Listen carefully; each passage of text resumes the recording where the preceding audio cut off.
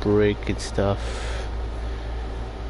How to eat and all that. So I'm gonna continue on with the story. Hopefully. Is there, and hopefully along some more teleportation locations. Is it not over here? Oh, it's like deeper down, ain't it? Okay, yeah, somewhere. Alright, let's go where we need to go. It's right there.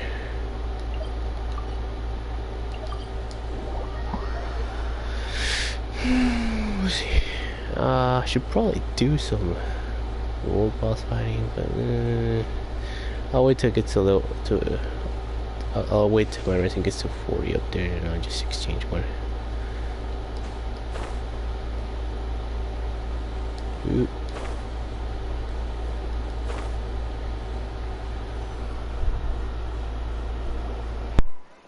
This is our current abode. Ah, Fremine, you're home. Where did everyone else go? I have some new friends that I would like to introduce. Oh, they all just went out a moment ago. I see. Everyone is getting busier now that Father will be returning soon. I suppose that can't be helped. Allow me to introduce you to my little brother, Fremine. He is a phenomenal diver. Hello. Nice to meet you! Paimon is Paimon, and this is the Traveler! Oh, you sound very proud to have a diver as a brother, Linny.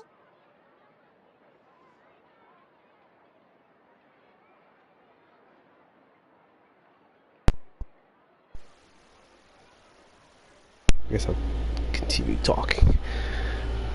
Lainey sure seems to have a big family. What a talented family. Linny, could you come here for a moment? Hmm? What is it, Fremine? Do you have something to tell me?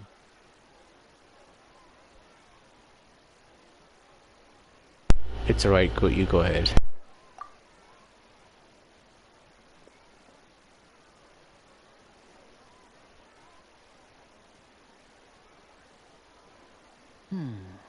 Okay, I see. Is everything all right? Oh, it's nothing. We were just discussing a little housework. Sorry for the interruption. Oh, before I forget, the Traveler and I collected more materials to make magic pockets. Were you able to get any, Fremine? Yes, I went diving and gathered lots of materials. I was about to give them to you. That's our Fremine, always quick with the underwater work. All right, I'll take these to the workshop.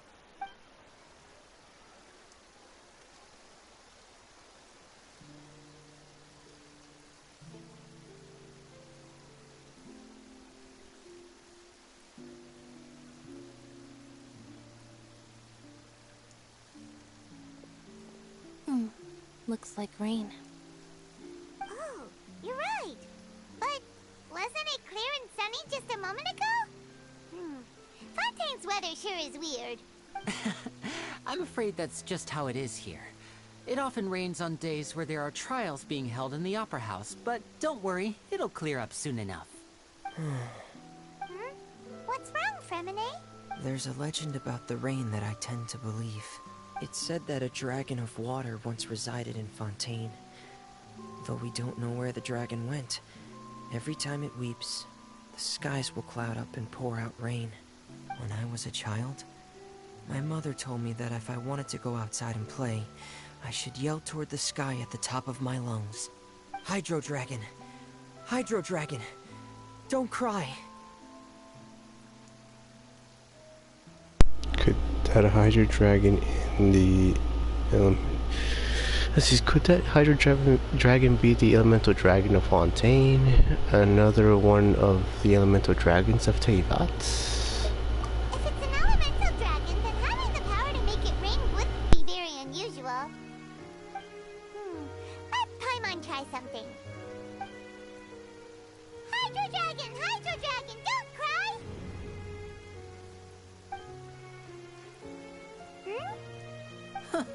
Doesn't seem to be of any use. It is just a legend after all. You know, you might be a more popular magician if you understood the concept of romanticism. Or could at least play along. Sorry, it might be because we've never met the Hydro Dragon. Perhaps it can't be comforted by the words of strangers.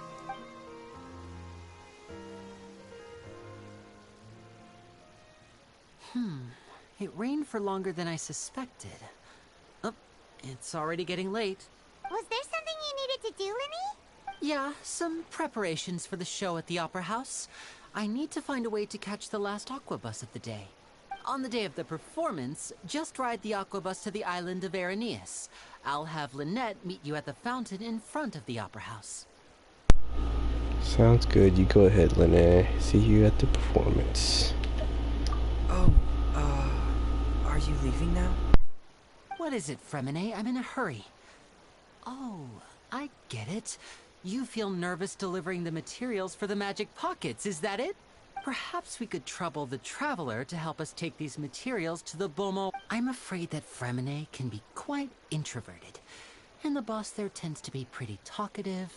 Fremine has always been a little afraid of her. No trouble at all. Don't worry, we're on the case. Sorry for the inconvenience.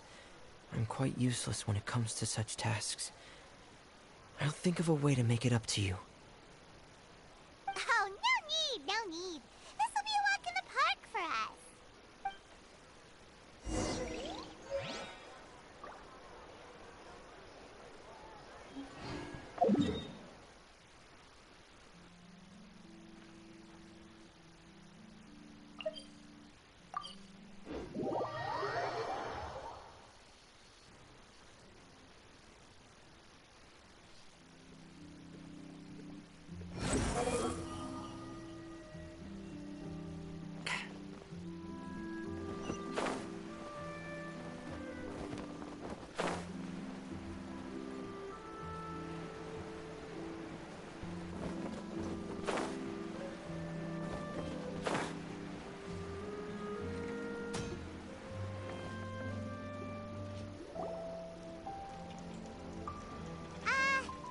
Hello?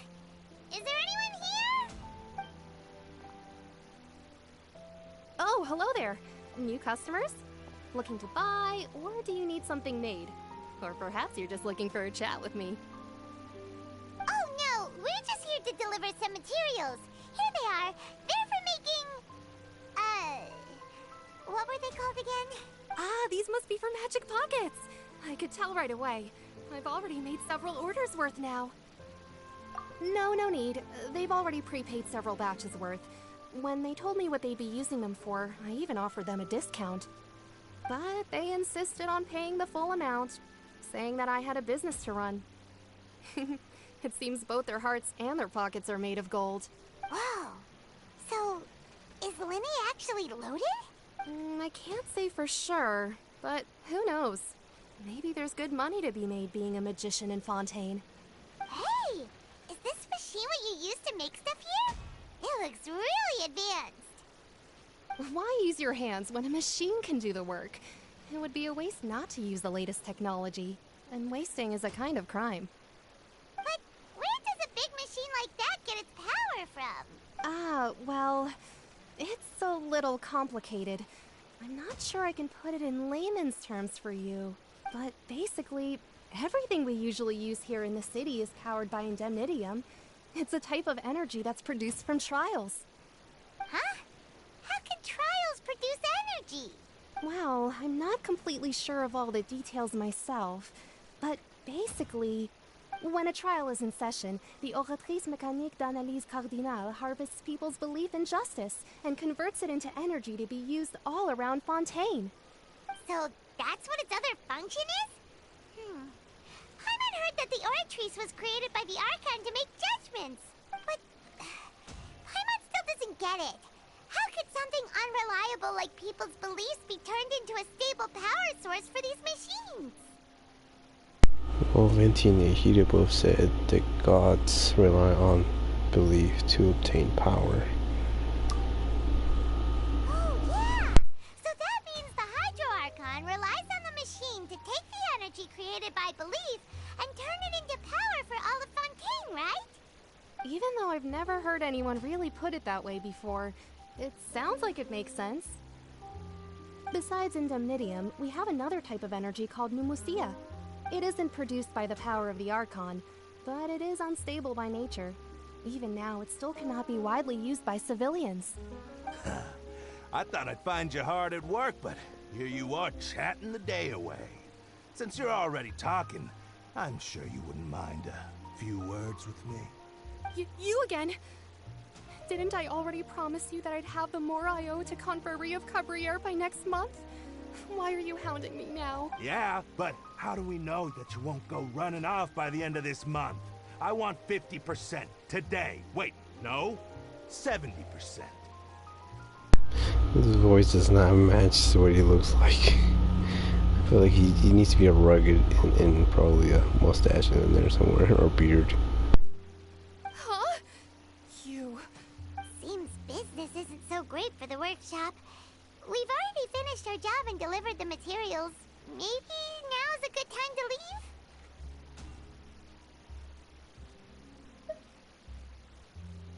Hey, hold on! Before you go around trying to collect payments, why don't you settle your own debts first? There he goes. If Confrérie of Cabriere wants to poach clients from Northland Bank, that's fine. But I'm afraid you still owe the bank a hefty sum of mora. So why don't we work things out between us first, before you get back to your little conversation here? You're from Northland Bank. But we said we'll pay everything we owe next month. Why are you hounding me now? The repeat was so good. Traveler, Paimon!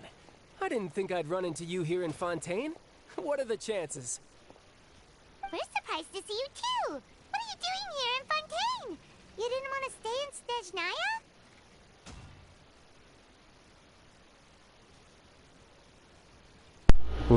We sure seem to have run into a lot of friends today. Fontaine really is a curious place. Long story short, I've already been in Fontaine for some time now, and honestly, things have been pretty boring. But it seems that fate brought our paths together today.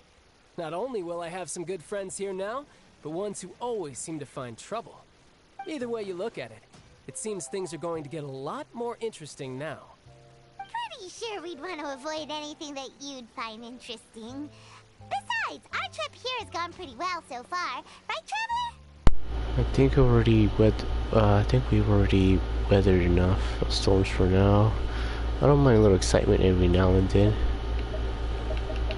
I guess. Hey, you, Northland Bank boy. Aren't you forgetting something? Don't interrupt. It's not often I run into the Traveler like this. Why don't you wait for me over there for a while? You kidding? Aren't you the one looking for us? You really expect us to sit and twiddle our thumbs while you catch up with your friends? Listen to me, boy. If you want your mora, fine. Why don't you come and take it? Hey, I just said not to interrupt. Oh, by the way, Traveler, the last time I took Tonya and Tusser ice fishing, Tusser said... Hey! That's way over the line! All right, boys! Let's see who has to pay up now! Can you at least let me finish one sentence? Fine. Though the bank told me not to get rough with our clients. You're the ones who started it. This is an act of self-defense. You two will have to be my witnesses, okay? I'm sure this won't take long.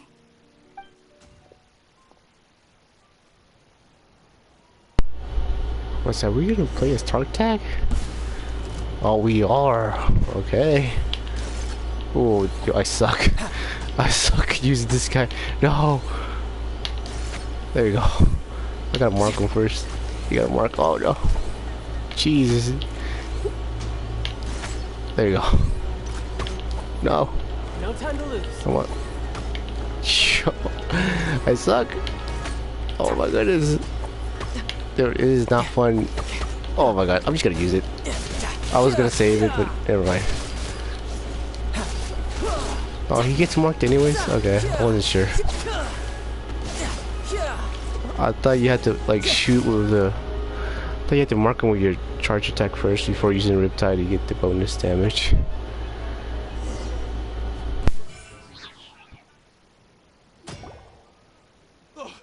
What's your deal, Brad? How are you so strong if you're just a staffer from Snezhnaya's Northland Bank? Wait, don't tell me you're... Oh, now you notice. It's a little late, don't you think? Just make sure you understand that you don't mess with Northland Bank. Got it?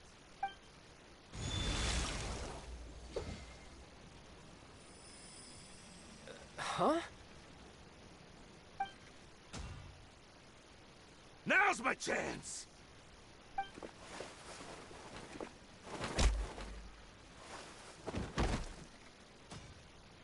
Huh. That was weird.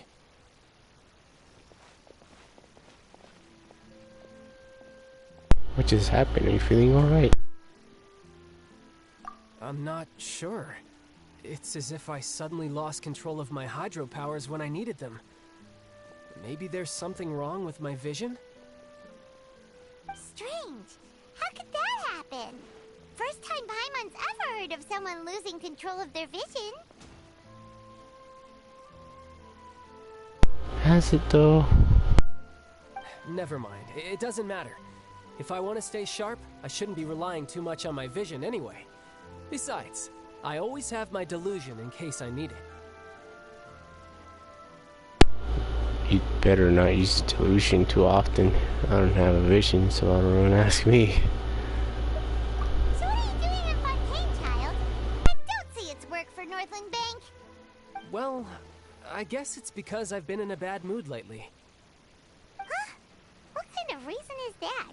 Wait, since when do you feel down about anything? I don't know. Maybe I still have a lot to learn about myself. But recently, there seems to be some sort of restless power stirring inside of me. And I don't know why, but every now and then I feel like I'm in a terrible mood. Maybe you losing control of your vision just now is connected with that power you're feeling inside. That is a possibility.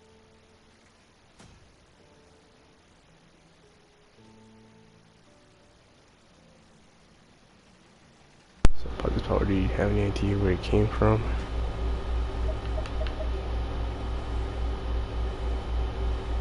I can't remember if I ever mentioned it before, but when I was 14, I fell into some unknown abyss. It was during that time I learned nearly all of my abilities. The one who took me under her wing and taught me was named Skirk. She was always quiet and very mysterious. Nobody knew where she came from or what she had been through, and she was always very strict when teaching me combat techniques. One time, I asked her why she was willing to take me on as an apprentice. From what I could make of her answer, it was because I had awakened it, and traces of it remained on me. She said that all my combat training would be useful in the future. But what is it? What did you awaken? She never explained that, but my guess is that it's related to a dream I saw when I had just fallen into that abyss. In my dream, I was in the deepest depths of the sea, and the boundless seabed was all around me. But in front of me appeared a whale that was so massive, I felt like I couldn't breathe. A whale? Oh, that sounds familiar! When we fought against you before, you summoned a huge whale that seemed to leap at us. Is that the one? That's just an abstract form of a whale that I create using my elemental powers. It takes that shape because the scene I dreamt of the whale has always been stuck in my mind. I'll never forget it. So you used the whale as inspiration for one of your moves? Huh. Seems a little twisted to Paimon. It's very possible that the power inside you is connected to your incident in the abyss. So why don't you just go ask your master? Maybe she knows the answer. You make it sound so easy. Ever since the incident I experienced there, I've never stopped searching for Master Skirk and that unknown abyss. But it's been years now, and I've still found nothing. There isn't even a trace of the place where I remember falling into the abyss. Oh, it sounds like some kind of ghost story. Yeah, I'm out of leads at this point, but there's nothing more I can do. It seems that strange encounters in this world tend to be elusive like that. Oh, seems the time really flies when I'm talking with you. I just remembered I have somewhere else I need to be, so I should get going. What? More work for the Northland Bank? No, it's more of a personal appointment. Lately, I've been sparring with some of Fontaine's official champion duelists whenever I'm feeling bored. Official champion duelists? You mean it's their job to duel? Yep, in Fontaine, before a criminal goes to court, they're given one chance to defend their honor by requesting a duel with an official champion duelist. The champion duelists are all-powerful fighters selected from among the nation's best. And the duel itself is a no-holds-barred fight with no specified stopping point. So engaging in such a duel is regarded as a symbol of defending your honor.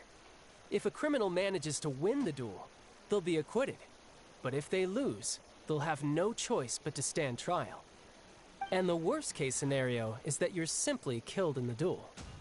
Though it's rumored that Fontaine has a death penalty, from what I can tell, no one has ever been officially sentenced to death. So really, the only people who opt to duel are those who have suffered a grave injustice in being accused, or those who greatly value their honor. Otherwise, why gamble with your life? So, do many people actually get out of their trials by winning the duel? Apparently, it's exceedingly rare for anyone to actually win. Fontaine probably enacted this system as a way to show that the nation respects the honor of its citizens. Besides, none of the champion duelists are to be trifled with, which is exactly why I was itching to face them as soon as I got to Fontaine. Apparently the one I'm meeting today, Clorinde, is the strongest of the champion duelists. I had been asking her for some time before she finally agreed to face me today. Well, that's child for ya. Paimon feels like we heard that name somewhere before. Clorinde. Huh. When we met the Hydro Icon. Terrible, I don't remember names. Oh, before I forget, I want you to have this. Huh? Your vision? You're seriously just giving it away? I'm just worried that it could become uncontrollable again. I'd be pretty upset if it got in the way of my duel, so I think I'll be better off without it for now. Besides, I just need you to hold on to it for a short while. I'll come retrieve it when I have some time later. Paimon knows what you're up to. You just want an excuse to come talk to us again, don't you? Whatever gave you that idea? I'll be in touch later.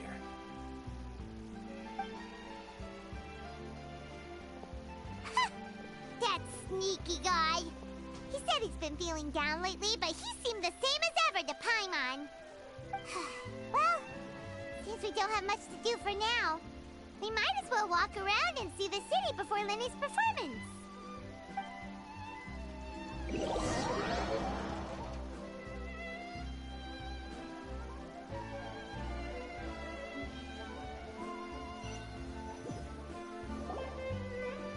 Wow!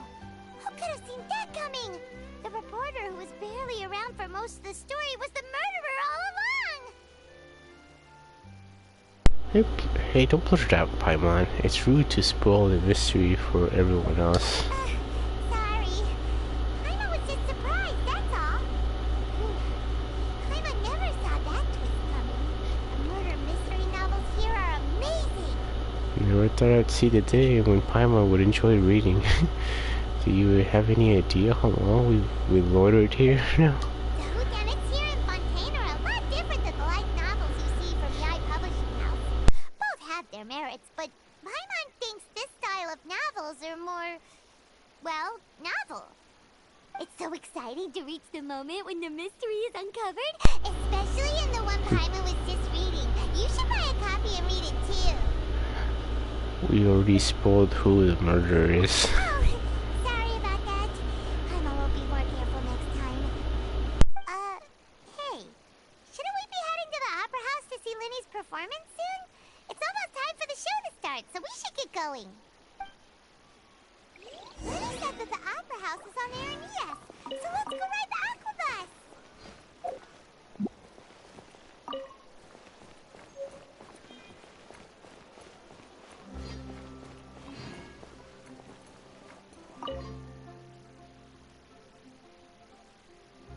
Pokemon Store offers the most extensive selection. Catch your eye. I'm just gonna. I don't know what that is. Okay, cool. Think that's it. I'll just explore this later. Oh, where do we need to go? Oh, it's a good thing I already had. It's a good thing I was already there before. Let's get this over with.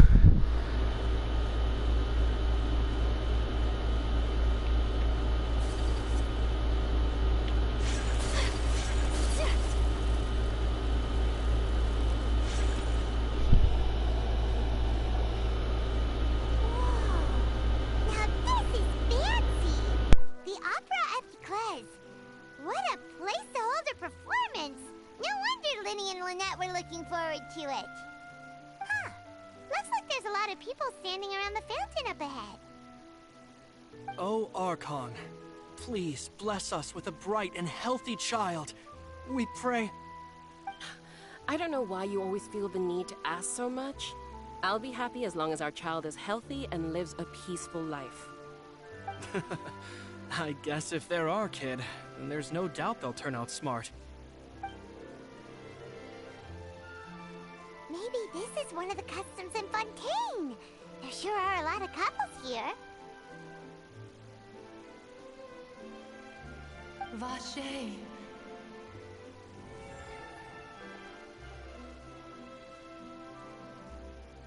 Huh?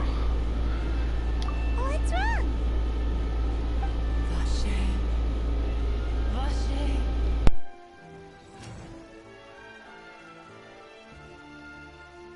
Did you hear something, Paimon?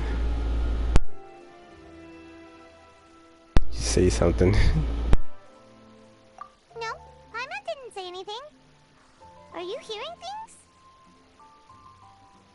Strange. Whose voice was that? It was just now. Welcome to the Fountain of Lucine. All the water flowing through Fontaine converges here.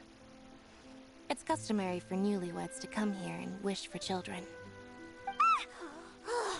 Annette! You scared Paimon! When did you get here? When he asked me to wait here for you, remember? Right.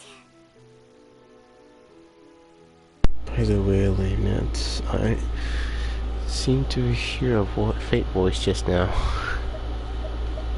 What do you mean? There are a lot of people here right now. It seemed as if the voice was coming from the fountain. Hey, you're not trying to scare Paimon, are you? Besides, it's the middle of the day. It's not the time for eerie things. I see. I might be able to tell you something that could help explain the voice you heard. In fact, you might not be imagining things at all. I suspect that what you heard is a result of your hypersensitivity to the hydro element. Others in my family have had similar experiences. It's because of his sensitivity to the hydro element? But what would hearing a voice have to do with elemental power? When do you cry, Paimon? Wait, what? What does that have to do with anything? Just answer me. When do you cry?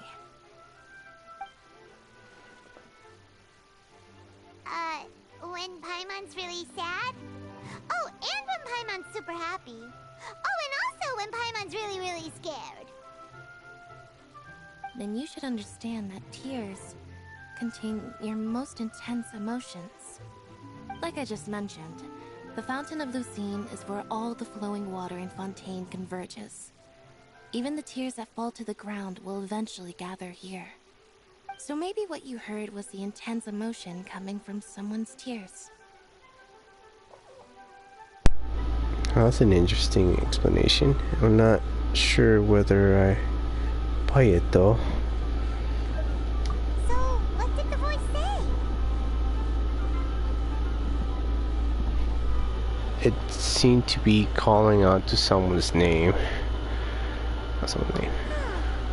If you were hearing their emotions, then Paimon wonders what happened to them.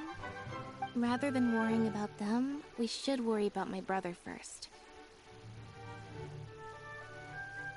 don't let that calm look of his fool you. He tends to get pretty nervous just before a performance. So chatting with Linny might help him relax a little before he goes on stage. Oh, right. That makes sense. Let's go in and see Linny.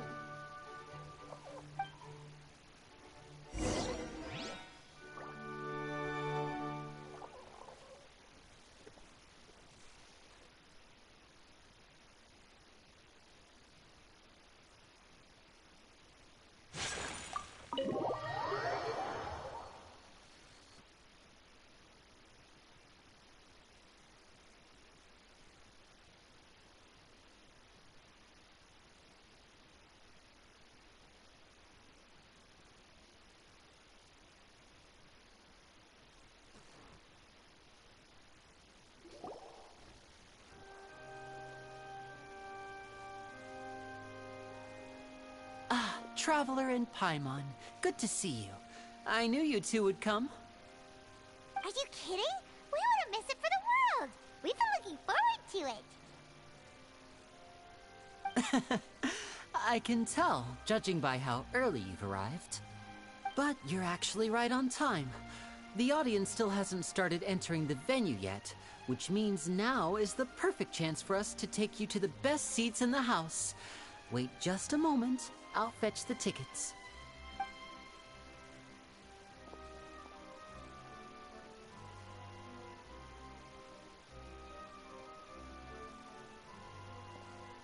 The Opera House has assigned seating, so you always have to make reservations. I've already reserved your seats, and here are your tickets.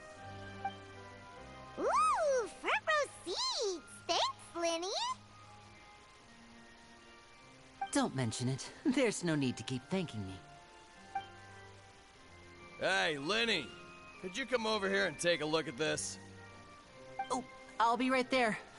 Seems there's an issue with the stage props over there. That's Cal, my assistant, calling me. I'll go lend him a hand. Yeah, we'll just go to our seats. You go ahead, Linny.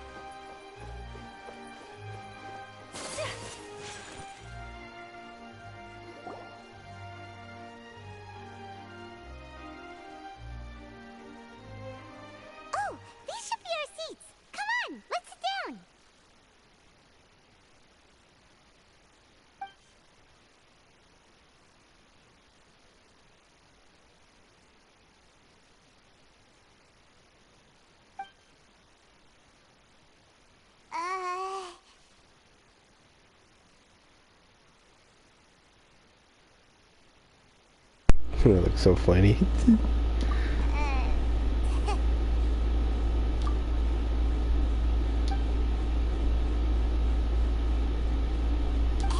Traveler.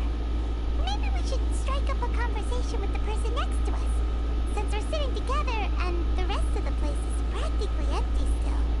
It's kinda awkward if we don't say anything. You're a Paimon, isn't that usually your job?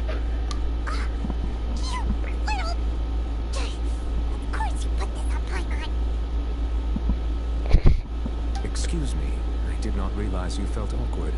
I am terribly sorry. You heard all that. I would be perfectly happy to chat with you if that is what you would like. Tip her off. Oh, so you heard all of that, did ya? Boy, you sure have good ears. Paimon thought she was keeping her voice down. Never. Wait, that's not it. Paimon's sorry. Paimon's the one being rude talking under her breath like that. Let's talk, but, what should we talk about? Could ask them their name for starters. This is getting even more awkward. Oh, Paimon's got it. You're also here early and sitting in the front. Are you a friend of Linny's too? A friend, you say? Well, if Mr. Linney would like to be my friend, I would be more than happy to reciprocate. I like the way he talks. This way, like, it's formal, I guess, in a way. Oh, so you're not friends with Linny then? This is getting awkward. By the second. Paimon nearly forgot to make her introduction. Nice to meet you. Paimon is Paimon, and this is the Traveler. We just arrived in Fontaine. It is an honor to meet you two. I have heard of your deeds across to that. And as required by proper etiquette, I will also introduce myself. I am... Oh, Monsieur Nervillet. What an honor it is to have you here to see my show. Ah, Mr. Linney. I should say it is in fact an honor for me to see your performance in person. Wait, Nervillet? Could he be... I saw you all chatting just now, but it seems you still don't know who Monsieur Nervillet is. Allow me to introduce you to Fontaine's Chief Justice. That seat is always reserved for him. It wouldn't be too much to say that he's the symbol of justice and honesty here in Fontaine. Whoa! Sorry for being so rude just now. Paimon had no idea you were such an important person. No offense taken. Being Chief Justice is merely what I do for work. Nearly every person has their usual reserved seat, so I'm not so special, really. And by the way, I should probably let you know, even though I would prefer not to, there's someone sitting up there in the VIP seats that has been striking a pose for quite a while now. Yep, he's there.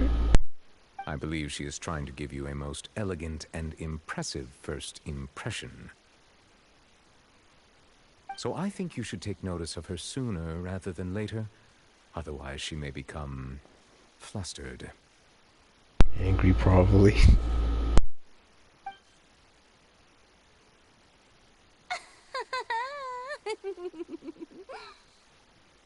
Huh? Oh, it's Farina, the Hydro Archon. Huh. She sure has a smug and satisfied look on her face. Guess she has no idea that you saw right through her act. Very good. That is for the best. No need to pay her any more attention. We may now enjoy the show. Huh? So is this what things are like between the Chief Justice and the Hydro Archon? All right, please wait just a moment longer. I've pretty much finished my preparations, and the performance will start as soon as the audience has made their way to their seats. Yay! The show's finally about to start! Paimon can hardly wait! Paimon's never seen a real live magic show before!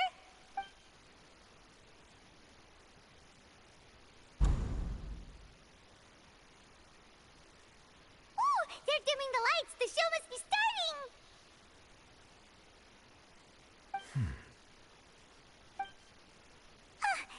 Sorry. Paimon will try to stay quiet. Welcome, one and all, to the Opera Epiclese. I am the star of today's show, Linny.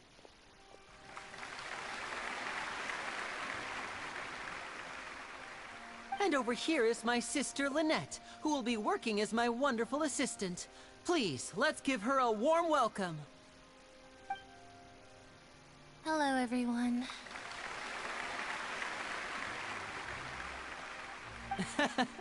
I know she may seem to be a little sleepy right now, but that's just a sign that she's nervous. Whatever. Now, some of you may be thinking, two vision holders who can freely manipulate elemental powers performing magic is not true magic at all. So, I would like to take a moment to assure you that elemental powers will have nothing to do with what you will witness on the stage today.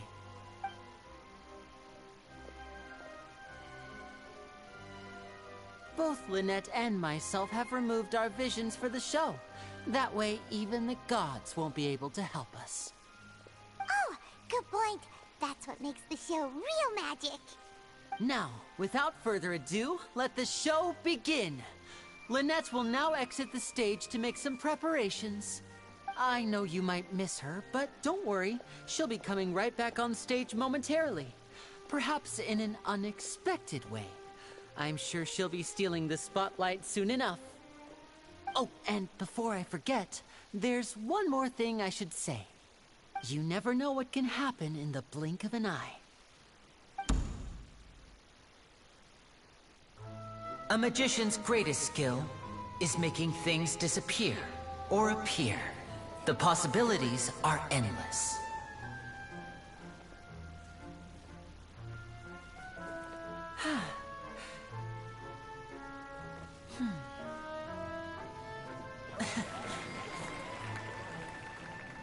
Huh?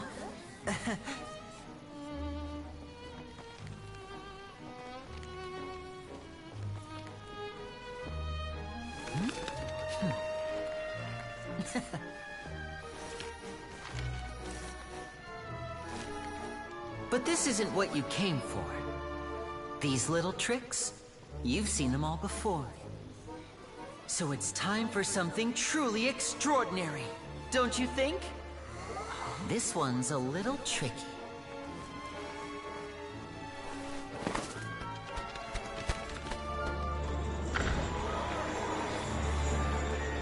Using this water tank, I shall make my sister vanish completely, right before your very eyes.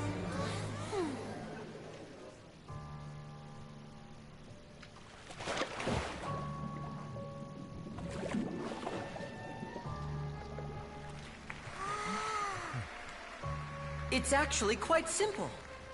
She'll just turn into air bubbles and float right out of the top.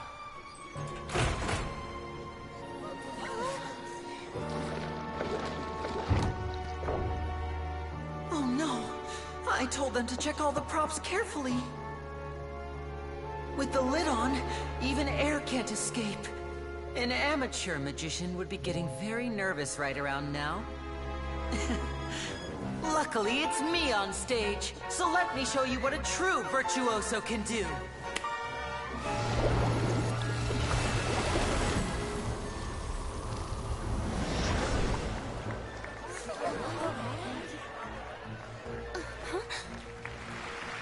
Lynette, are you still there? Don't go too far. We don't want to use up all our magic. Hi, I'm back. Uh-huh.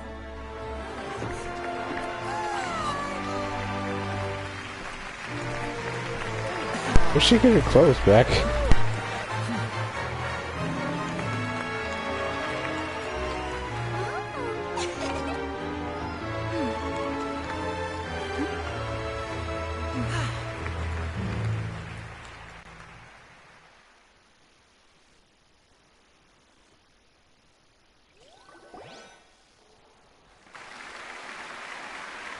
Whoa!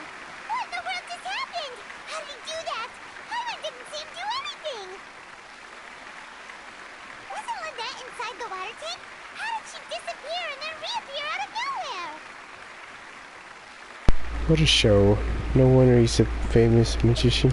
If we could see easily through his tricks, then that would mean that his skills are still lacking. To appreciate magic, you should focus on the show happening on stage, rather than getting caught up in trying to see that which has been intentionally hidden. That's right. Paimon couldn't believe her eyes when Lynette reappeared. Amazing! Thank you everyone. I'm glad you enjoyed that performance. But our magical journey has only just begun. I've prepared even more astonishing surprises for everyone here. The magic of transformation and disappearance can go far beyond what you've just seen. I'm sure many of you are thinking that escaping the water tank was impressive enough. But Lynette is still my assistant after all. In which case, I have ample time to make all necessary preparations. So, for my next trick, I will require the participation of one lucky audience member. Please, if my assistants could bring out the magical boxes now. There are 2 boxes, and only 2 boxes. One is here, and one is there in the aisle among the audience. I'm sure many of our clever audience members have already guessed our next magic trick. A swap! Our lucky audience member and I will each enter a magic box. After 1 minute, we will each emerge from the opposite box. Now please, everyone pay very close attention to the box you see here. Don't give me any chance to make a move. Wow! How's he gonna do this? Hey, do you think this is all magic tricks, or does Lenny have actual superpowers? Let's watch and see. I'm sure we can spot how he does it. The lucky audience member will be generated by this random number selector. It selects numbers entirely at random. Even I don't know who will be chosen to participate. Now then, let's begin.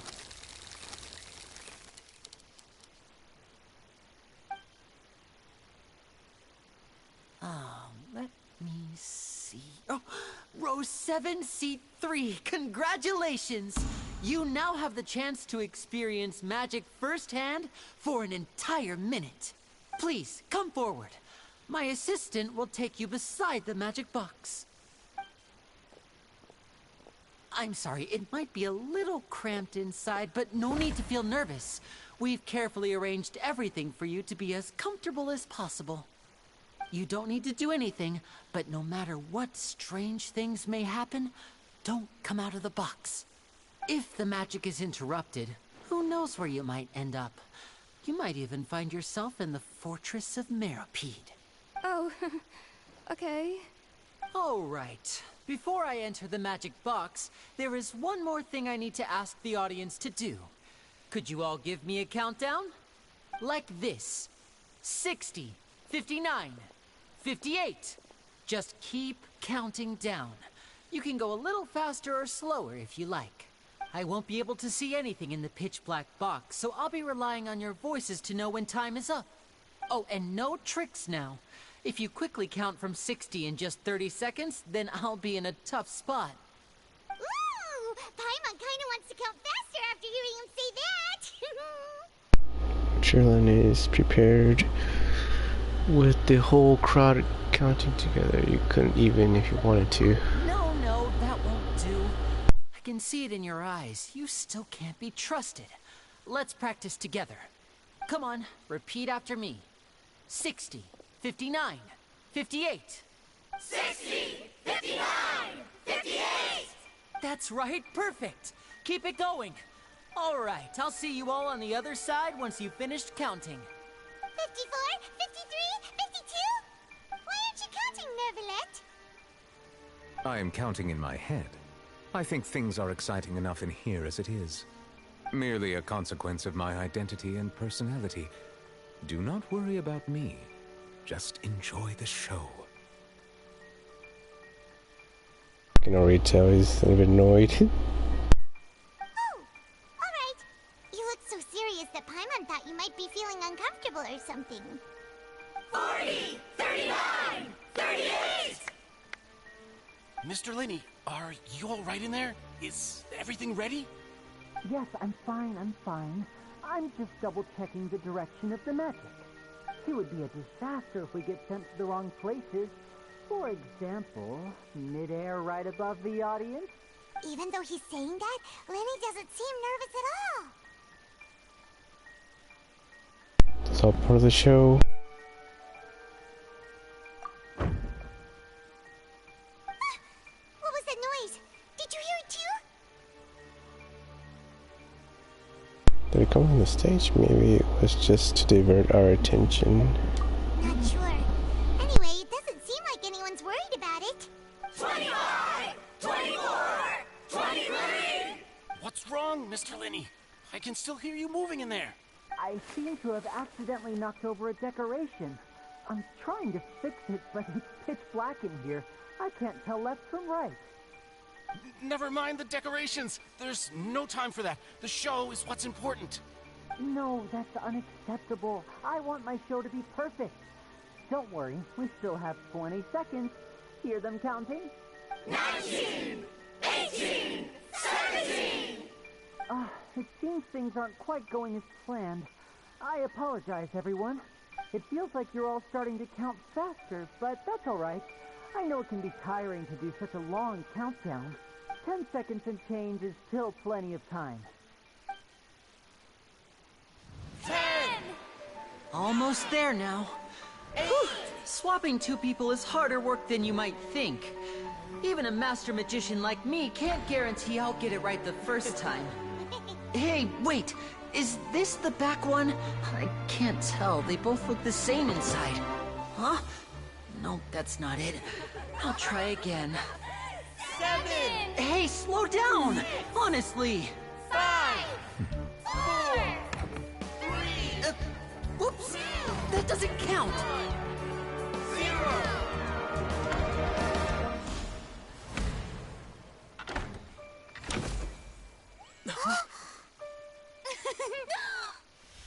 Ta-da! What happened?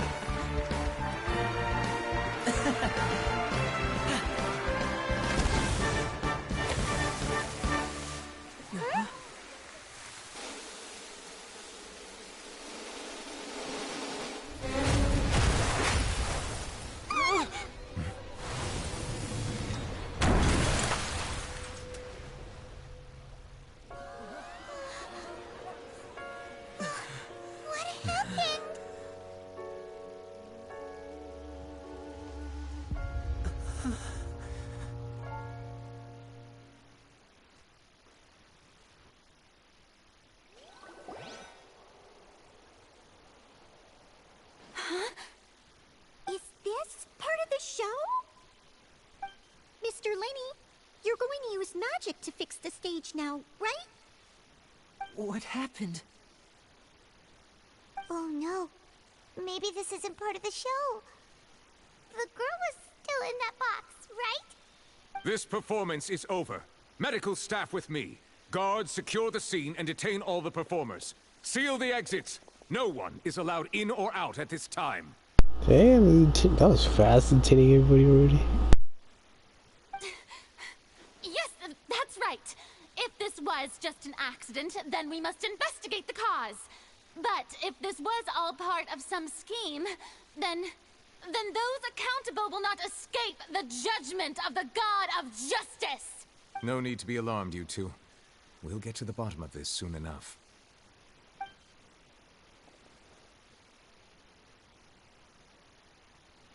Unfortunately, the person who is in the magic box has been pronounced dead.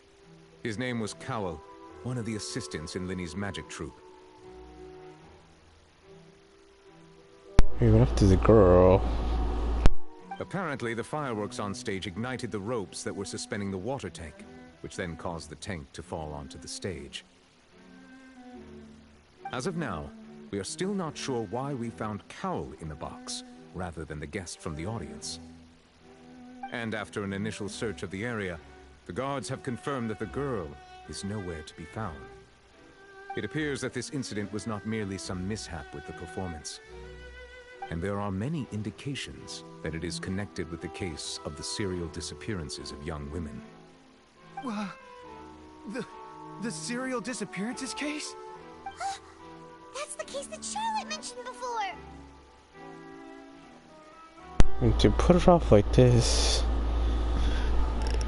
he, in the front of an audience, including Archon and Chief Justice.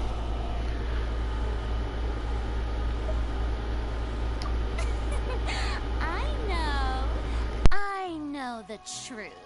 I can see through the whole thing. Really, using such a shallow and obvious mystery as his finale. Did he really underestimate us that badly? I say that our powerful magician, Mr. Linny, is now the prime suspect for the serial disappearances case. Huh? Why me? This whole thing was an accident. Oh, this all occurred during your magic show, did it not? The missing girl disappeared after being chosen, did she not? The deceased is one of your assistants, is he not? Now that I think about it, that whole speech about magicians making things disappear was nothing more than a provocation, a bald-faced challenge. That can't be right. How can Lenny do this? He was in the box on the stage the entire time. We can even hear his voice. Besides, before the show, he told us that he would like to catch the criminal behind the disappearances. He couldn't possibly mean catching himself.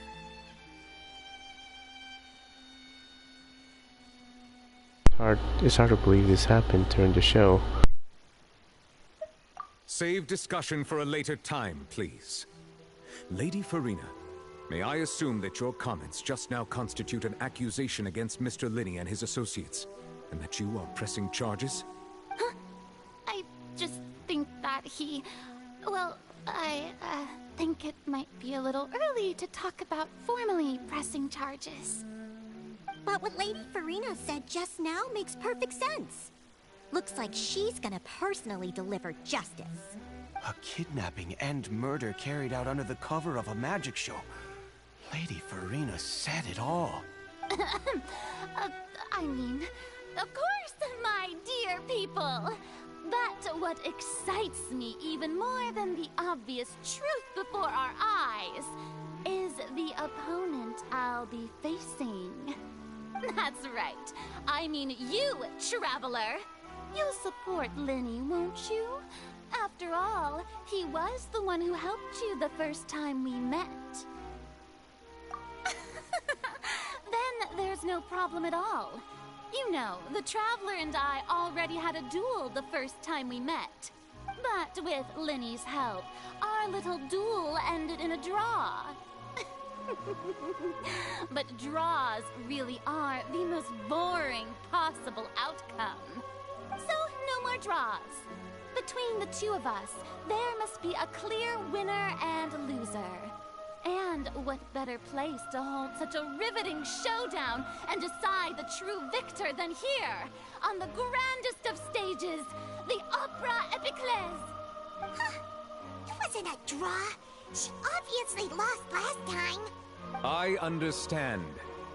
Charges have now been pressed, and as such, a trial is in order.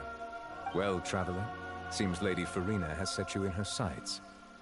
But putting her dramatic rhetoric aside for a moment, I would like to ask you, are you willing to act as Mr. Linney's attorney and defend him in this case? Yo, we're becoming attorneys! Woo! Very well. The trial will be held a day from now in the Opera House. Both sides may investigate the scene to build their cases and search for the truth. Linney and his troupe are all potential suspects, and shall remain within the Opera House. The audience may begin to leave in an orderly fashion once they have been cleared by the guards. A day isn't that long. Let's see what kind of case this big-shot Outlander can build in such a short amount of time. I'm really quite looking forward to hearing it.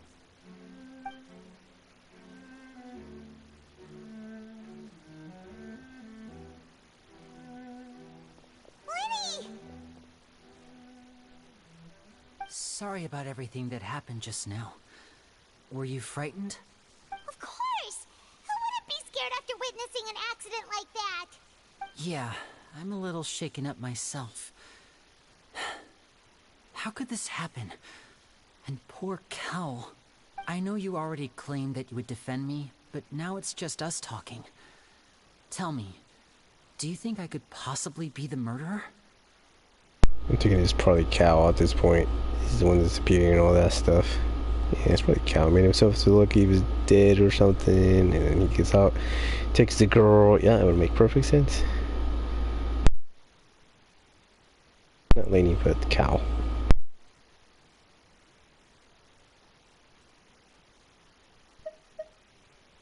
Good to hear. Thank you so much for trusting me.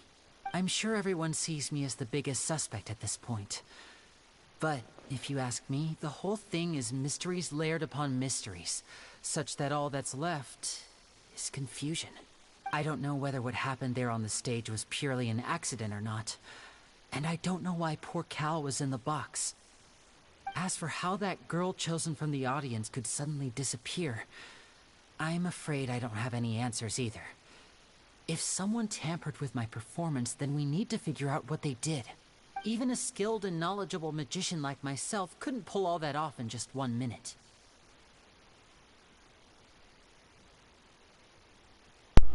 Yeah, this is very strange. Which is precisely why we need to investigate. As this book says, the impossible could not have happened. Whatever happened must have been that which is possible. Where'd you get those glasses? Paimon bought them when we were reading at the bookshop in the city earlier. Pretty cool, huh? Don't worry, Paimon used her own savings to buy them. It wasn't from our travel funds. I think they look cute on you, Paimon. You have good taste, Lynette. That's the right attitude. Feeling depressed isn't going to help me now. I need to get back to my normal self. But with the guards watching our every move, it's going to be especially difficult for Lynette and I to prove our own innocence. Good thing you agreed to be our attorneys. Thanks for that. We'll be counting on you. Well, like, we're kind of forced into it. Yes, thank you so much. Oh, what'd you tell? I'm used to this sort of thing. Yeah, just leave it to us. Oh, since we're going to start investigating, Paimon has a question first. Where did Lynette go during the performance? Oh, well, I'm afraid that would involve some of our essential trade secrets as magicians. The secrets behind our magic are past saving, Linny. I suppose you're right. The truth behind our tricks is going to be important evidence that will be weighted during the trial. 'Tis truly a pity. As a magician, our magic show is a work of art. We've poured countless hours and spared no effort in perfecting it. But if revealing our secrets will help you uncover the truth behind what happened, then it will be well worth it. We should go somewhere else if we're going to discuss our magic tricks. We'll go speak with the guards, and in the meantime, you can go investigate the stage and the seating areas. Alright, let's go have a look while the investigation teams are still here. Detective Paimon is on the case!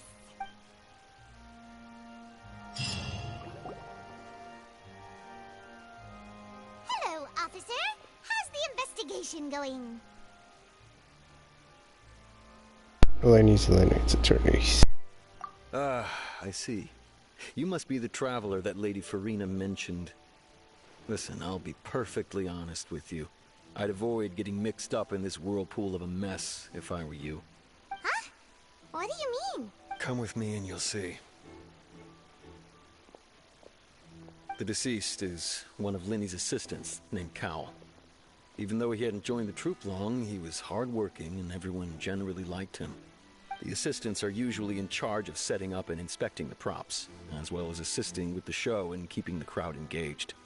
As you probably saw when you were in the audience, the water tank suddenly fell and smashed the box with Cowl inside it. But why was Cal inside? Wasn't the girl supposed to be in there? This is the real mystery. We've already searched the scene and were unable to find any traces of the girl. However, if you look carefully, the box was positioned directly under the water tank.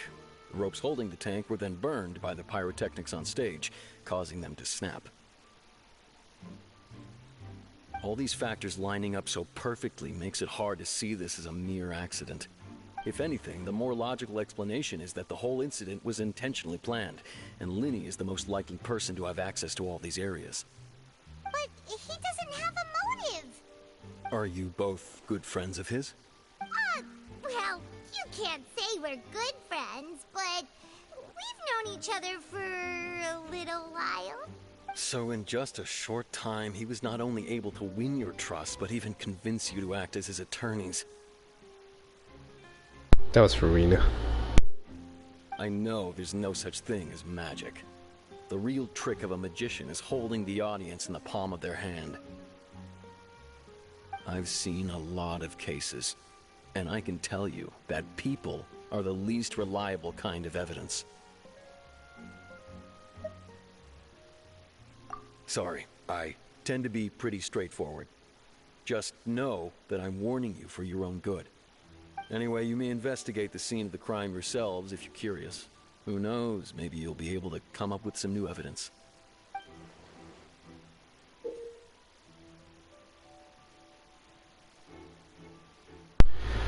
So you can use the case record to confirm your current evidence, include collection, situation, sort case related information. You can check a set undiscovered evidence includes in the case record, investigate the corresponding area to locate them. This is like a lot. Oh my gosh. Use the perception skill to find evidence and clues that can be investigated within a certain radius around yourself as well. Advance your world progress. Oh my gosh, gotta read all this. Guard's investigation report. Great, well this is gonna be awesome. The investigation from the guards indicates that the fireworks launched at the tail end of the magic performance at the rope dangler, the water tank. A light causing the tank to fall and kill Cowell, who was within it. It seems evident that Laney is the likeliest user of the prop to commit a crime. However, the reason for the victim being Cowell and the reason for the chosen lady's disappearance remain mysterious. Deceased identity. Alright, the deceased is one of Laney's assistants named Cowell. He was well trusted by all his colleagues. His job was setting up and inspecting the props, as well as assisting with the show and keeping the crowd engaged. That's it. Really, that's it. He didn't have no other background stories and stuff like that. No family members, none of that.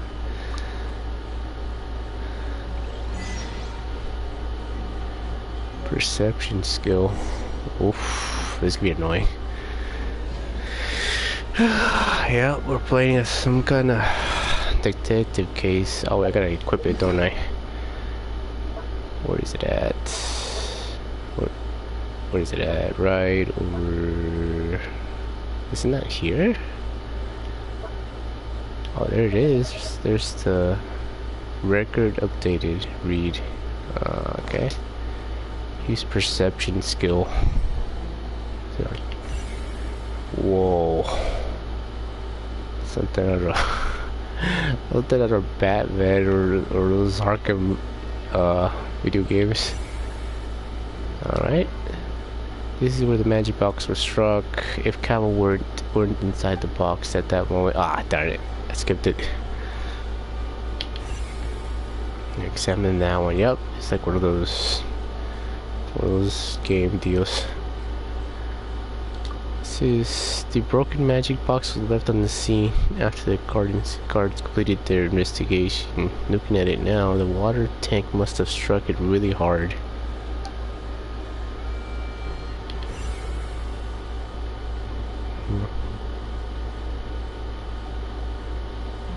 Ah, got stuck. There's the rope. Oh, that's it? This is the rope that broke and caused the water tank to fall. The rope looks pretty durable. How can it be burned through so quickly by fireworks?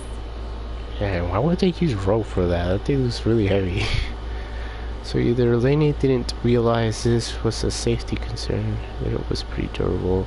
How could it be burned through so quickly? So either Laney didn't realize this was a safety concern, or... Why are you suddenly so serious, Traveler? I'm just looking at where the rope snapped.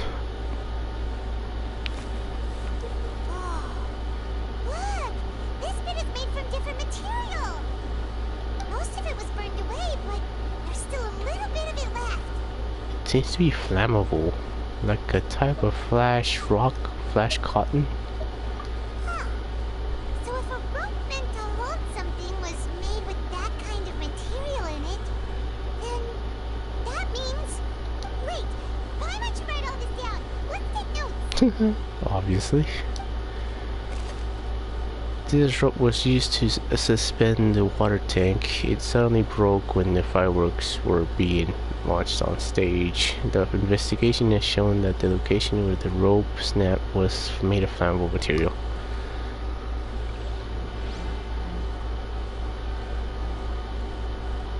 Okay, now what? Investigate those. I guess I talked to this guy. Member of the parties.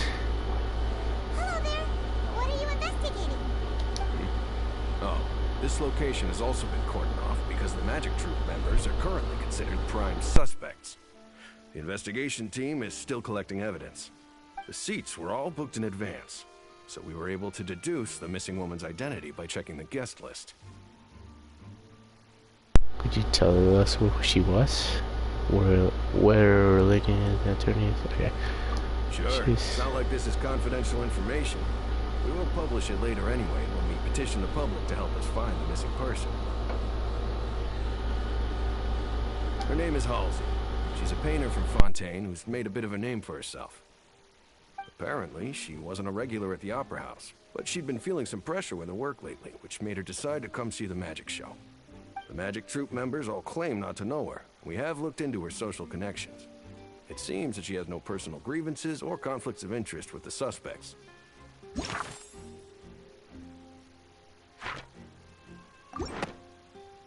Simply put, she wasn't related to the Magic Troop at all, which matches the features of the previous serial disappearances. Were the victims of previous cases also chosen at random? That's how it seems to us, in any case. Apart from the fact that they were all young women of around the same age range, there really weren't any other connections between them. Okay then. Ordinary must know all this. I don't need to be so formal. If you do happen to see the missing girl, please be sure to contact us. It is of utmost importance that we get to the bottom of these disappearances. Information about the missing lady's identity. You know, she probably the same lady that was stealing stuff, probably. Halsey's a missing person. She's a famous painter and came to watch magic show. Okay, cool. Yeah.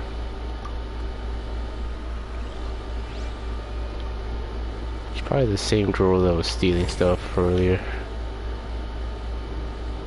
Now what? Look for inside the Opera House. I investigated all that. Over there?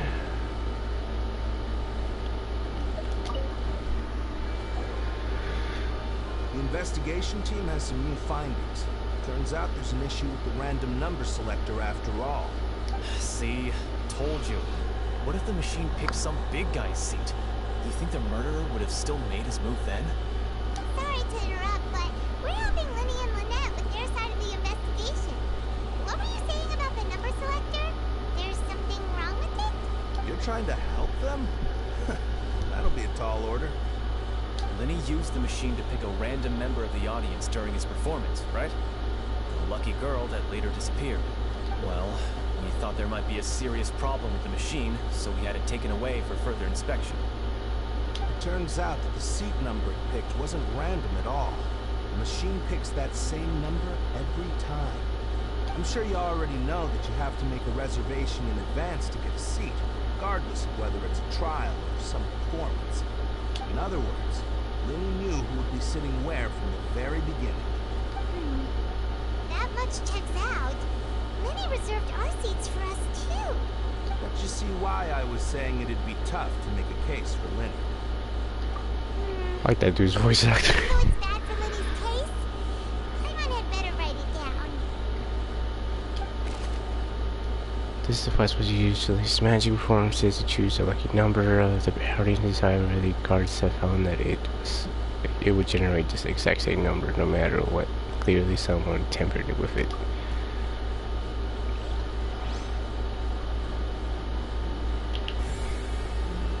Okay, now what? Over there somewhere. Am I close to him? It's over here, no? Where is it? What?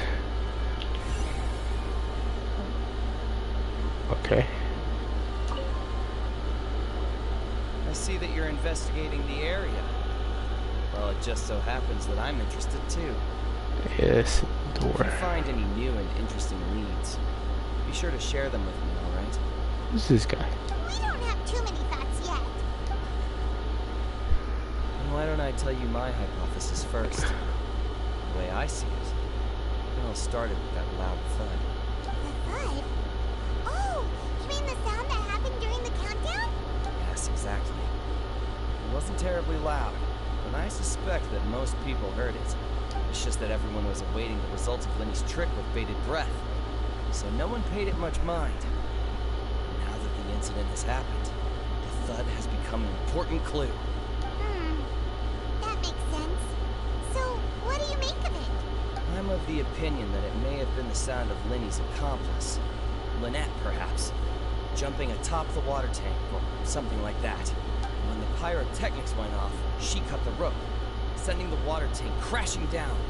But wasn't the noise we heard too loud for that? Perhaps the balance wasn't right, leading to a particularly rough landing. Then wouldn't the water tank have started to swing a bit in that case? That's true. I suppose I must reconsider. That does remind Paimon, though. What was with that sound? Strange sound during the magic show. During the switching performance. Okay. Alright, I guess in the last one's gonna be where she said it, probably. With this. Oh. Looks like an ornate box, but Lenny somehow moved instantly from the stage to be inside of it. How did he do it? Is that it? There's one more? Oh, dude, this seems more than 3 clues. Come on. I wanna get out of here. Over there.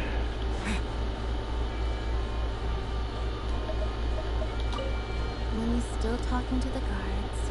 It seems I think someone will be assigned to monitor us later, but that's alright.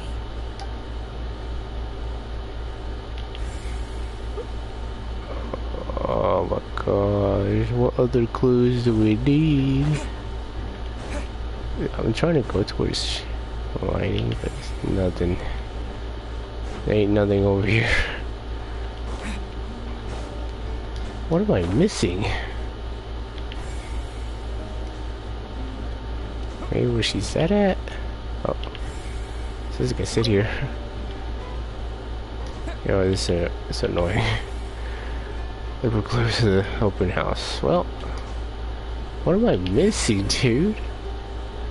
Can I look at the map? Let's see. Oh, it didn't show me anything. Alright, look at all the clues up here. Yeah, all this is done. Can I go over here then? I can't leave. Where is it?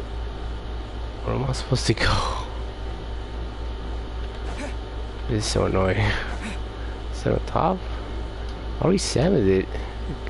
Right? Oh.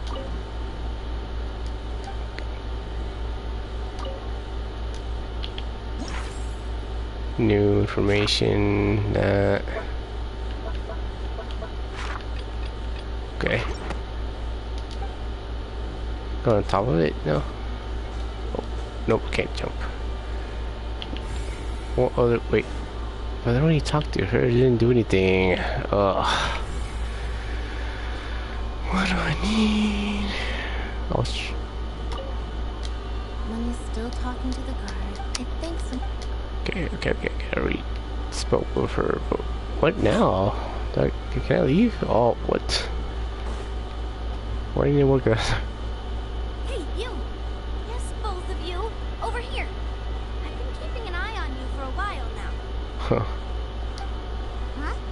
You mean us? That's right.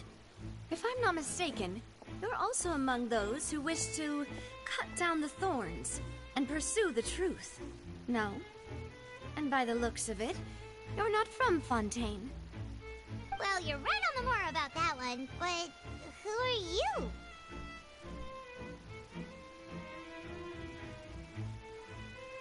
I'm not gonna lie, she was amazing. Have you never heard of the Spina di Rosula? A mediating dispute contributes in providing protection to solving conundrums. You name it. Spina di Rosula does it. And I, Navia, have the honor of being its renowned president. Oof, oof, oof, oof. Though those who play by our rules call me boss. I'm Silver, her attendant. Pleased to meet you. And I'm Melus. Demoiselle's various daily needs and affairs are under my purview. Huh? Boss? Demoiselle? What gives with the names? Well, I am the second generation president. Malus and the others are still used to my previous title. My apologies, Demoiselle. Should you prefer, boss, I will endeavor to use that instead. No, no need. You don't have to call me boss. Just Navia is fine. Okay, if you say so. Not that we're members of Spina di Rosula anyway. All merely trifling details. Never mind. Now, back to the situation at hand. So you want to investigate as well? That's right. I've always kept an eye on the serial disappearance cases. My interest stems from a matter back from my father's time. Judging from the look of things, I find Linny an unlikely mastermind. Really? We think so too! That's why we're looking for clues now. But how did you come to that conclusion? Intuition, naturally. My unparalleled intuition. Farina sure was quick to point the finger at Linny without any decisive evidence whatsoever, wasn't she? But that's not uncommon for her. If you remember, the Justice had to interrupt her and ask if she was pressing charges just to keep her from getting carried away. Anyway, a trial begins the moment someone levels charges. And, of course, there was no way Farina was going to back down in that situation. Sounds more like you just don't trust the Hydro Archon. Well, what's your opinion? I must admit that she can be interesting at times, but liking her doesn't mean that I'll blindly agree with her. Well, when you put it like that... All right, I've answered your question. Now, it's time you answer mine. Wait a minute, did that answer count? Well, I say it does. But don't worry, you won't hear any pointless questions from me. In your opinion, do you think it's right to treat a trial like it's an opera? Well? Not always. And why would that be? Doing so makes it easy for the truth to fall by the wayside. Something serious like a trial shouldn't be treated as like entertainment. Yeah, this is the first one. See, Silver and Malus? I told you they'd be different. Most astute of you, Demoiselle. I too think that the Traveler's response was most excellent.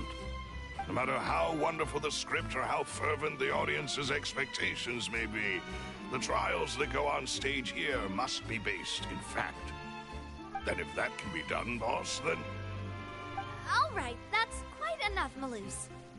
Anyway, I like your answer. You pass with flying colors.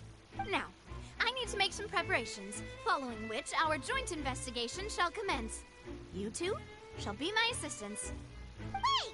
Since when did we become assistants?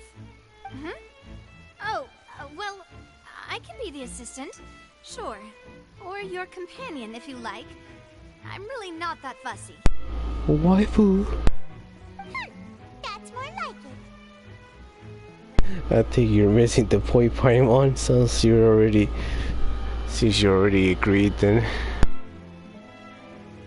Far be it from me to brag, but I believe that Demoiselle's intuition will be instrumental in uncovering the truth. You wish to save a friend from false accusations, and we wish to unravel the disappearances. In this sense, our goals are aligned. You have a point. Huh. You're quite the talker, aren't you, mister? And what about you over there? What do you think? You seem like you've got something on your mind. I have nothing to add. Oh, alrighty then. We'll be making some preparations first. Just be sure to let us know if they start revealing Linny's tricks. Thanks!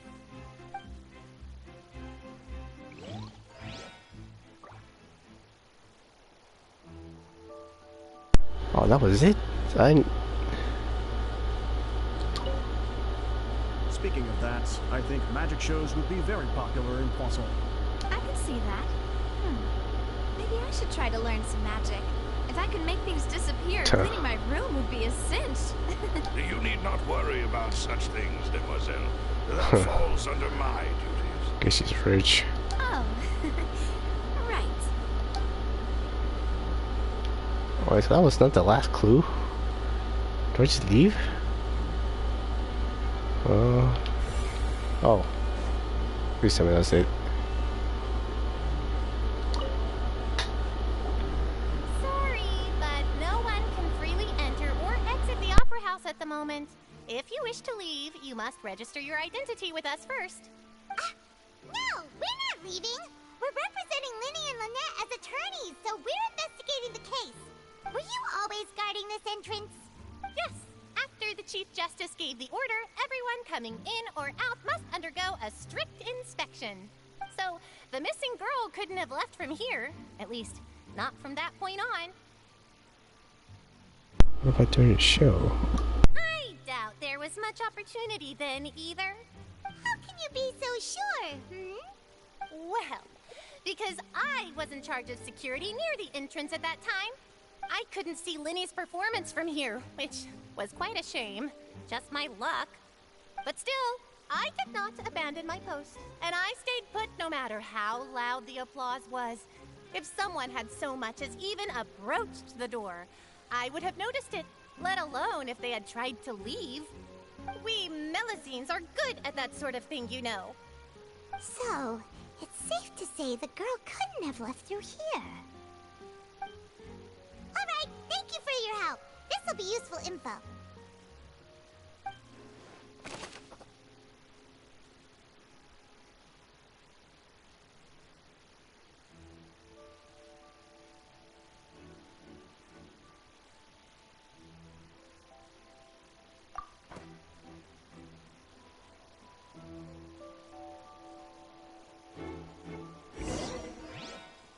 We've checked everything of note here at the performance venue.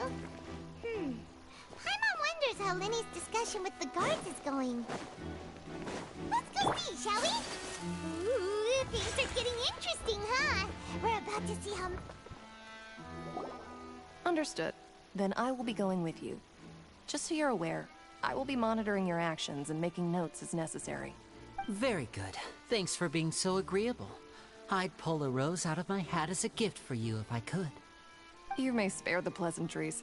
I'm just doing my job. You've arrived. Who's this? Me? I'm Spina di Rosula's guardian angel. If you've got a problem, I've got the firepower. Sorry, I got a little carried away there. Call me Navia. I'm a partner of theirs, and will be helping investigate this whole situation. And these are my companions. Would you mind if they join as well? Fine by me. Oh, new helpers? I would be most grateful. Well, let's just say we're tagging along. It's not every day you get to see the secrets behind magic performed on such a large scale. I appreciate your kind interest. Come with me. We'll be heading below stage.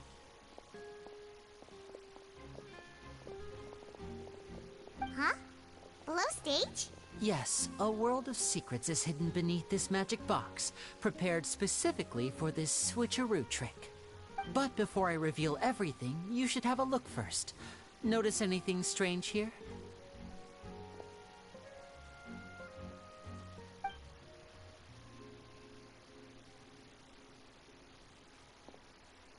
I'm not trying to be dramatic. Remembering the details of a trick will help you understand the methods used to perform it more easily. Huh. Weren't there balloons and other decorations here? Where did all that go? Ah, good eye. That said, you're still far from discovering the answer. Back of the door isn't the same. The back? You mean the inside of the door? What's different about it? Paimon didn't notice anything. Very good indeed. I thought you might not be able to catch that, given that you were sitting in the first row. The back of this door was patterned. Those patterns are now gone, replaced by a smooth wooden board. So, if you put 2 and 2 together, what do you get? Does that mean there's another box inside this one? Exactly. All right, let's go. I'll tell you how it works as we head down.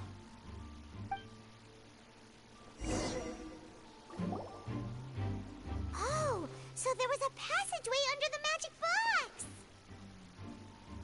It's just linked to the other box together. Next to 2 boxes. I knew you'd figure out most of it as soon as you saw this place. The 2 magic boxes are positioned right above the 2 entrances of the tunnel. See this flatbed trolley? The box with the lucky audience member in it would be shuttled over to the other side using the trolley. This trolley can raise and lower and even rotate, ensuring that the box will face in the right direction. I see. So that's the purpose of the box inside another box. Precisely.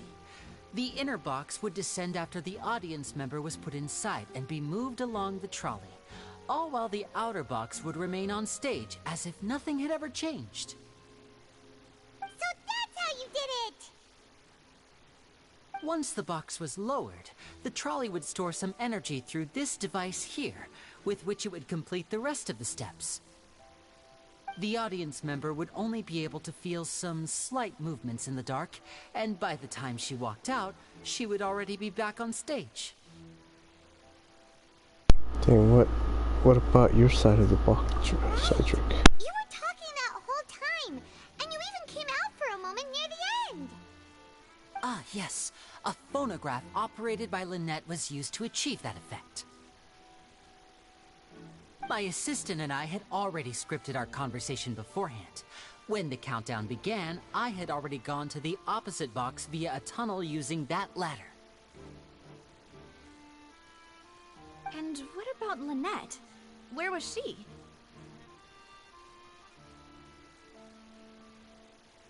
I was in the mezzanine space in the back of the box. Oh, interesting! That's how we were able to coordinate Linny's lines with the assistant. And, by the way, I was the one who walked out of the box at the end. I mean, we are twins. All it takes is a change of clothes and no one can tell who's who. And that's my favorite part of this trick. Only Lynette and I can perform it. So that's how it all worked! Wow! Every detail you revealed was more amazing than the last! I can tell a lot of thought was put into this. Lynette would briefly walk out of the box and then go back in, jumping into the tunnel and escaping before the box on the trolley could finish ascending. And then I walk out of the other box in the audience area, and the trick would be complete. The operative word here being would. But as you saw, Cal was in the box, not our audience member. She, on the other hand, mysteriously vanished. We really don't know how that happened. If not for that interlude, this would have been an astonishing trick.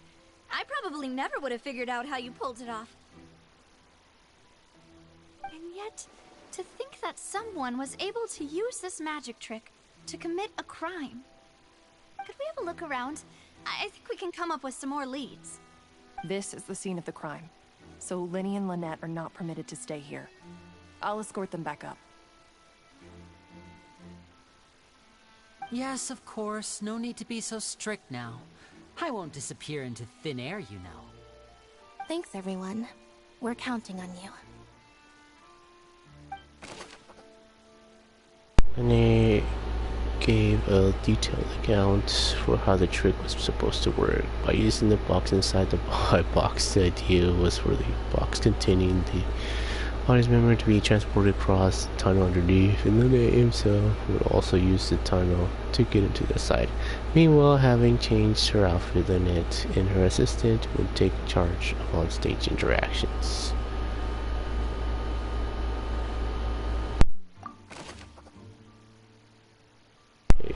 structure, the magic box on stage has an additional layer to its rear, in which Lena Delaunay's clothes remained hidden.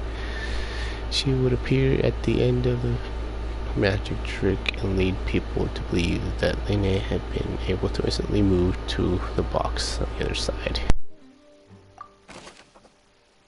The magic box at the center of the audience stands as 2 layers,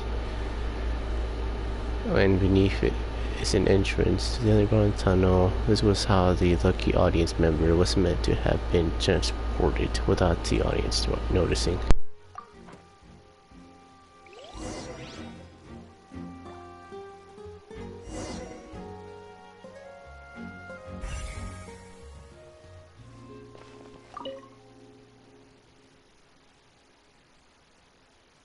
Right, automatically. Okay, so that's... What's this?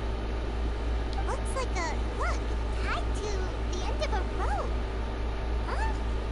There's all kinds of odds and ends here. Lena didn't mention this earlier. Perhaps it was a prop for a different trick. But why would it have been left here?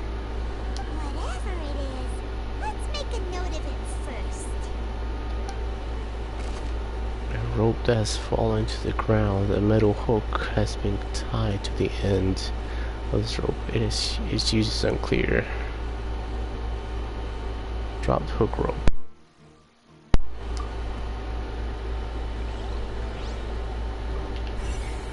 Okay, I missed something? This... Oh. No.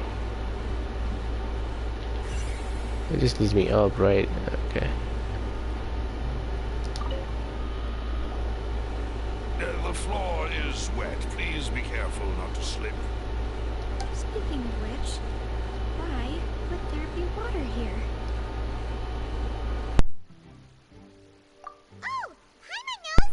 It's one of those tricks where you pour water into a jug and then flip the jug over only for the water to disappear? And here's a broken vase. Huh. Did the trolley knock it down while moving? That can't be. The trolley moves along tracks from start to finish. It couldn't have hit the vase at this distance. Let's note this down too and think about it later. Broken flower vase. There may have been pieces of broken flower vase on the side of the tunnel. All the water within. If it's spilled judging from the distance, it seems unlikely that it was knocked over by the trolley meant to transport the magic box.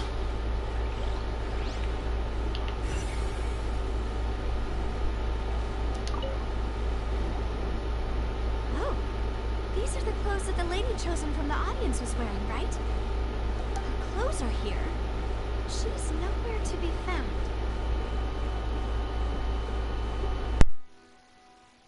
Then it didn't mention the guest having a wardrobe change. Right. And do you really need to do that if you're kidnapping them? Ugh. This is so confusing.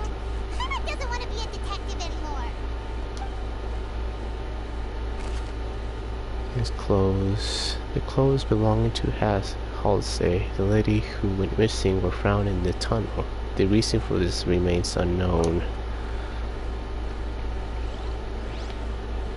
Right, she escaped and changed clothes.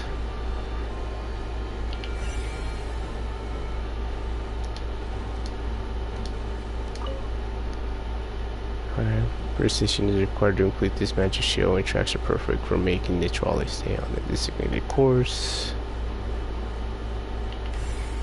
Also one over here. All kinds of pros and cons are half-assedly stuffed inside.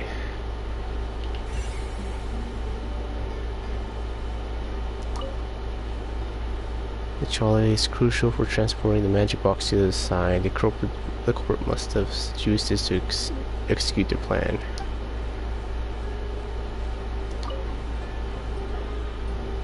What is this place? It looks like a vent. It seems someone could fit through here.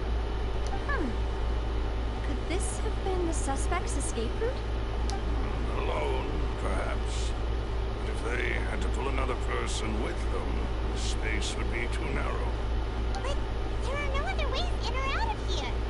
Other than those that go through the magic boxes, and Lynette were on the 2 magic boxes. Other than those that go through the magic boxes. Oh, you're right. Let Paimon write that down. I forgot. Tunnel, it looks like it could that one person barely, but leaving along with the missing lady, missing prospect. Turn to the surface. Just about done investigating down here. Yes. Let's head back up.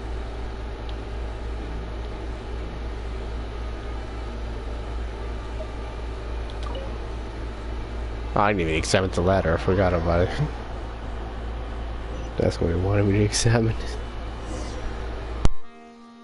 Well, we've ascertained the state of the crime scene. Let's find a place to sort out our findings once Malus returns.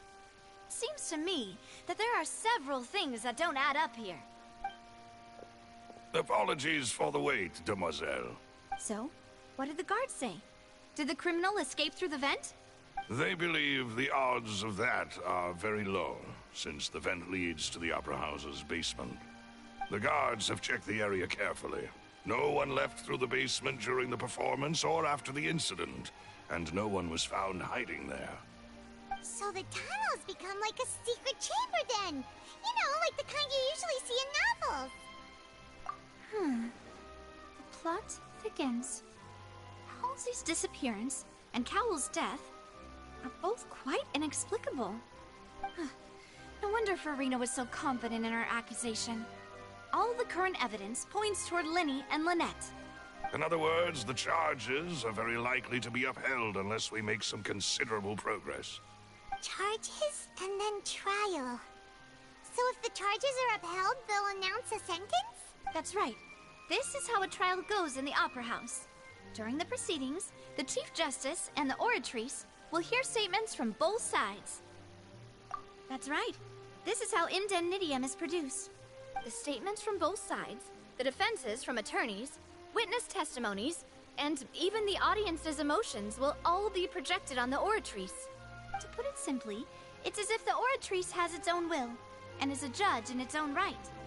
This also precludes any kind of favoritism on the part of the Chief Justice. And not that this has ever happened anyway. Once both sides have finished speaking, the Chief Justice will make his final decision. This, too, will be used by the Oratrice as a reference. Then, finally, the Oratrice will be consulted by officials. The result it returns is the will of justice itself. Huh? So that machine is the one that actually decides? Paimon thought Neuvillette called the shots. In practice, there is very little difference. Both have always come to the same judgment. Which is why people have great faith in the Chief Justice. Ah, yes, the guards also asked me to convey that none of us will be allowed to leave this place before the trial. Huh? Why? Because we've chosen to act as the twins' proxies. That makes us persons related to the case. They're concerned that we might be colluding with outside parties, or that we might find outside help to disrupt the case. And even if that were not so, it could prove problematic if we happen to spread key information about the case ahead of time. I'm ready to break out at any time. Whoa, whoa! There's no need for that! Paimon thinks they have a point. That said, are they providing food? Of course.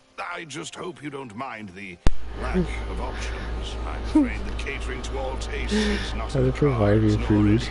Any guarantee of balanced nutrition. In that case, let's just sort out our findings together here. Pity. I was hoping to take you to try some of Fontaine's famous desserts, too. I mean, what better way to properly think through our findings than over some tea and sweets? Huh. Breaking out suddenly doesn't seem like such a bad idea after all. Buy one. Just kidding, just kidding. Paimon will still do her best, even if there are no snacks. What do you mean, no snacks? Of course we'll have snacks. cannot buy some, then we'll simply make some. Huh? Here? But how? Understood, Demoiselle. Everyone, please come with me. Oh wow, now we're gonna make snacks. Wait, you're carrying a portable stove with you? Yes, I must be prepared to meet the Demoiselle's baking needs whenever the fancy strikes her. I have eggs, sugar, and almonds at the ready. Good work, you two. Then I'll get to it. Please sit tight for a moment. You'll get to taste my awesome snack soon enough. These three are quite the interesting group. Must be a spina de rosita thing.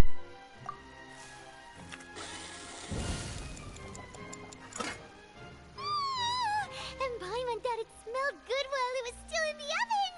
Oh, it's even better now.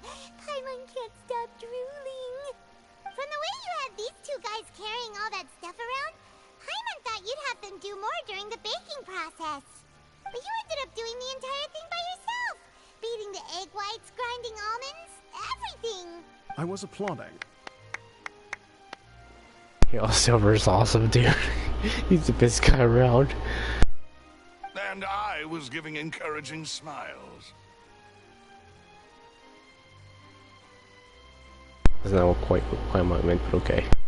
Paimon was just thinking.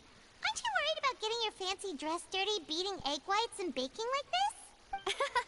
Well, I don't think it's carved in stone anywhere that fancy ladies can only read books, sip tea, ride horses, and play the piano. I just really enjoy making snacks. Don't underestimate beating egg whites, by the way. It's a real arm workout. You also need to beat them to just the right consistency, or your macarons will crack. Oof, oof, oof, oof. Lots of stinks. Anyway, give these a try. Fresh out of the oven. There's 3 for each of us. Only 3?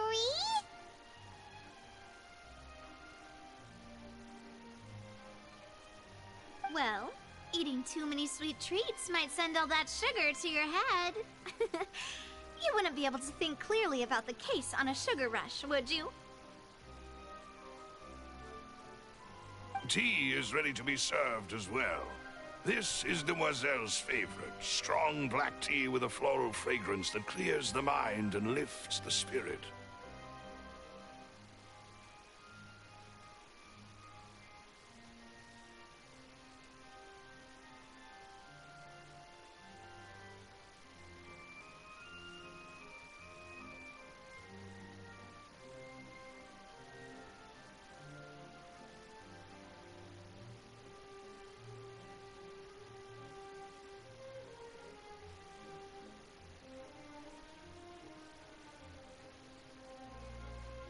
No need for concern. I'm merely doing as I should.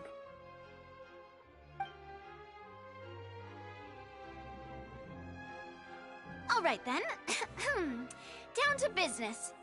As Paimon mentioned previously, the tunnel seems to be something of a secret chamber. However, we can assume that Linny and Lynette were not alone within it.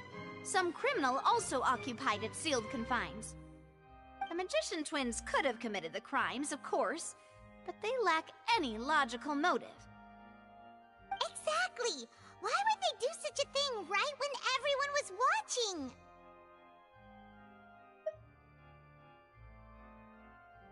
The flower vase and the thud we heard during the performance could indicate some altercation between Halsey and the criminal in the tunnel, resulting in the shattering of the vase, the discarding of her clothes, and her abduction. Perhaps the criminal thought that since she was chosen from the crowd, she would be too easy to identify if she was still wearing the same clothes. Paimon thinks that makes sense, but the real trouble is... True. None of the clues we found thus far support the existence of this third person. But the only people left to consider are both technically victims, whether it's the missing girl, Halsey, or poor Cowell. Huh. Could Halsey have secretly made modifications to the magic props in order to murder Cowell before making her escape?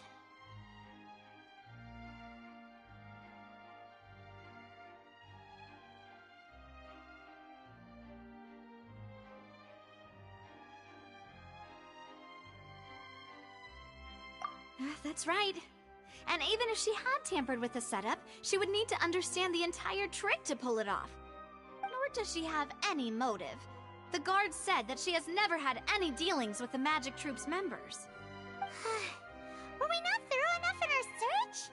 From the sound of things, this is turning into an impossible case. Your macarons are amazing though, Navia. They smell great! They're nice and crisp and super sweet! They are my specialty after all. And I see you've already had 5 of them. What? 5? Oh, that can't be right. Paimon only counted 3, honest! Please don't worry about it. At my age, a few less sweets might actually be a good thing. No. Being greedy is one thing, but Paimon knows how to count. Besides, Paimon knows that if she ate too many, then others wouldn't have enough.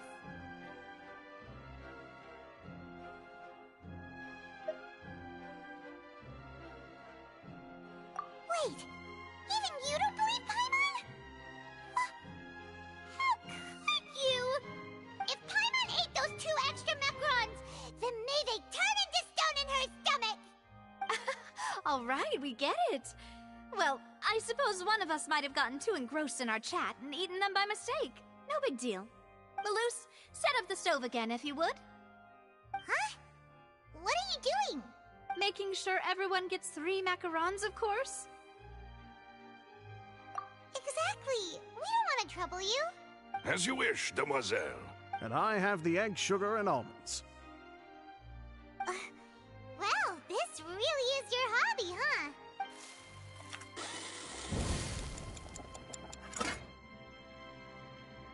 Well, that's it for snack time. I'm going to have another look around the area. I don't know what we're looking for yet, but we've still got some time. As attorneys, I suggest the 2 of you think the case over again. It would be awkward if you got all tongue-tied on stage during the trial. All right, thanks for your help, and for the snacks. It was nothing. A small task for the Spina di Rosula. Silver, Maloose, it's time to go. I'll be back if I find anything new.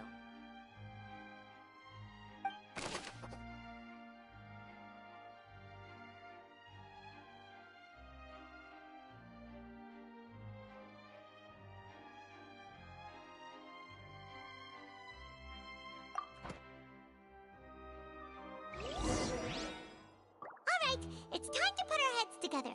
We've got to get our defense ready for the trial. Oh, it's probably gonna be a long and difficult case.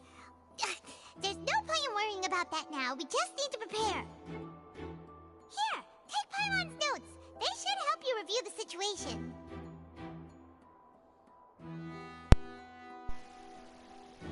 Alright, seems to have to get going. I'll be back later.